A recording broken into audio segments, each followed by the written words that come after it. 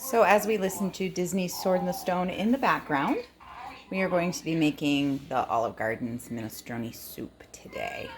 So I've got all my ingredients here.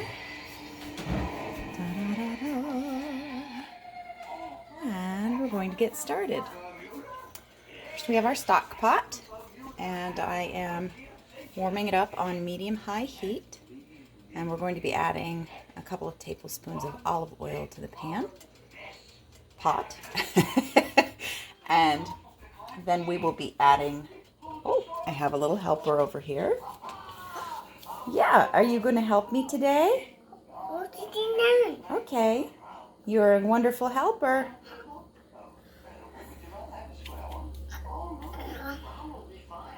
Let Mama help you. He's content. Now we have had a smelling series with all of the herbs and spices and vegetables. So he's gone off to play. And here we go, adding, it looks like a couple of tablespoons of olive oil. That's nice and hot. So we're going to be adding the onion. Ooh, that's super hot. I'm actually going to turn that down a smidge. This burner tends to run a little warm, I've noticed.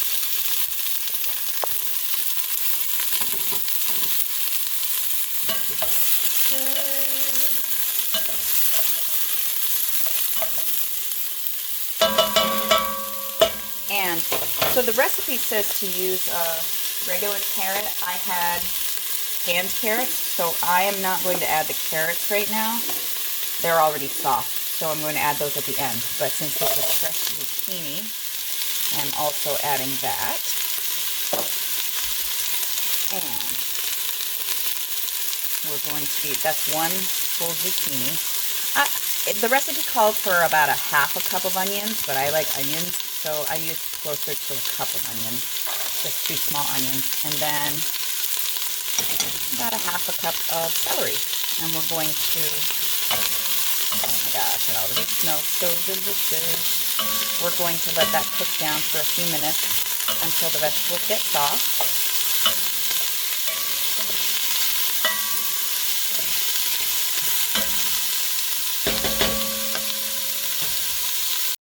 All right, so we've already cooked down our vegetables. They're looking and smelling delicious. I've already added some pepper because I couldn't use the pepper mill and hold the camera at the same time. So the pepper has been added. I'm actually going to add a little touch of garlic powder, even though the recipe calls for fresh garlic. I do like me some garlic. And then I'm going to add some salt. And then we're going to add our fresh garlic and let that cook for another 30 seconds or so. All right, now that we have that going, we are going to be adding our can of tomatoes. By the way, that was just a couple of teaspoons of fresh garlic. So we have one of the 4.5-ounce cans of diced tomatoes. And the recipe that I have calls for vegetable broth. I had chicken broth, so that's what I'm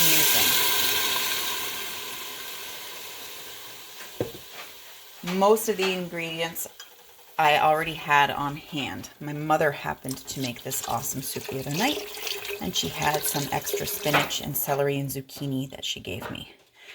But I know that you can improvise here. So there's 4 cups of chicken broth, and then there's this is about a quarter of a cup of tomato paste. So one thing I do, I know I'm not the only one.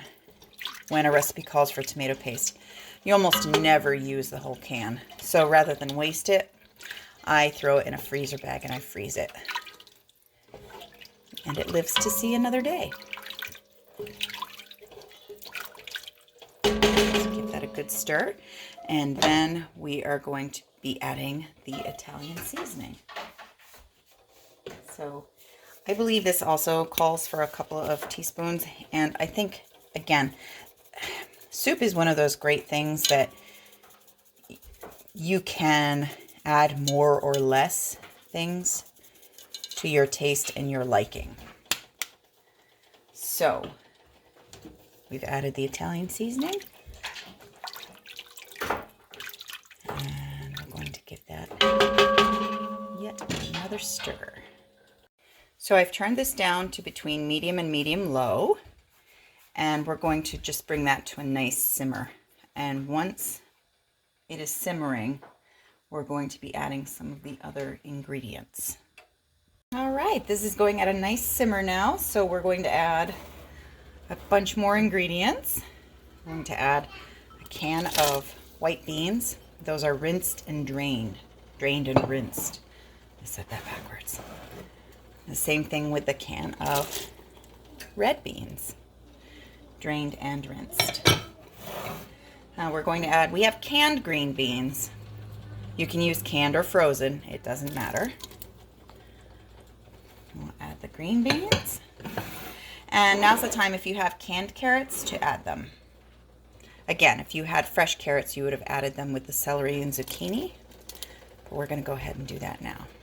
I'm also adding more carrots than what the recipe calls for, because I don't want to just use a partial can and waste the rest of them.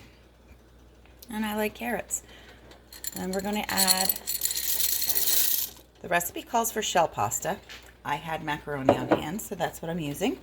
It also called for a half a cup. I did just a little more than a half a cup. Again, because I like pasta. So that's actually going to cook right into that. So we're going to let that simmer for about 10 to 15 minutes until the pasta is tender. We're also going to add some more Italian seasoning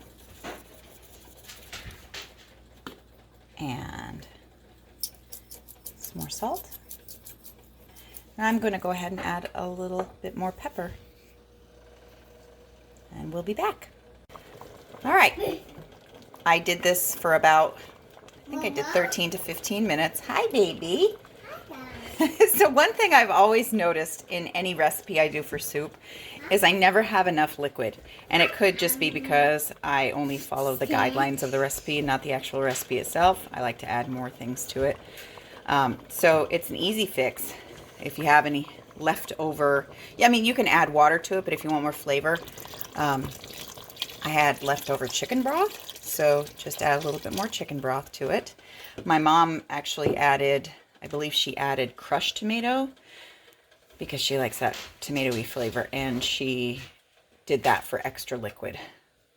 But again, whatever you have on hand. And if you add just water, you can also add more spices to compensate for it, which I'm actually going to do with the chicken broth anyway. So I'll probably add a little bit more Italian seasoning and salt and pepper to this. So this is nearly done. The pasta looks perfect. And to top off, we've got a couple of cups of spinach. And one thing nice about this recipe too is it's pretty easy cleanup. If you've done your food prep and everything, I actually just did the bulk of the dishes while this was simmering. So my kitchen is almost completely back to being tidy, which is really important to me. What are you doing, sir? Yeah, that hurt, I'm sure. So anyway, you want that to wilt? And the soup is pretty much done. What I'm going to do for myself today, though, is I'm actually going to let this marinate with the flavors for the whole day. It's not quite noon here at my house. And so the flavors are going to marinate. And I'm actually going to make a crispy chicken thigh to go with this tonight. And so we will have this soup with our dinner tonight, and I will show you the spread when that is complete. And what's really yummy with this soup, my mom had this amazing sliced, sir, thank you, this amazing sliced Asiago cheese that she topped hers with. Any kind of Parmesan or Romano works, but it's nice to have some cheese on top. So we will show you that later as well. One quick note to add before I forget. I did sprinkle a little bit of parsley in here as well. It's nice to use fresh parsley, but here we are in the middle of winter and sometimes it's hard to come by. So I had some freeze-dried parsley on hand and I added some of that. All right, so it's evening now and I am reheating. This has been marinating all day in its own gloriousness. So we're reheating it and I am making some crispy bone-in skin-on chicken thighs to go with it. And pretty soon we're going to be plating and eating. All right, so I've just finished plating everything and finishing touches. We're going to sprinkle a little bit of parsley on top of each bowl of delicious looking minestrone. And this is where it really doesn't have to be fancy. My mom had this amazing shredded sliced Asiago that she put on hers. Mine is canned Parmesan cheese. It's what I've got. It's what I'm using. It's still going to be delicious. You can be as fancy or as minimalist as you would like to be. And that's it. Minestrone soup. Bon appetit.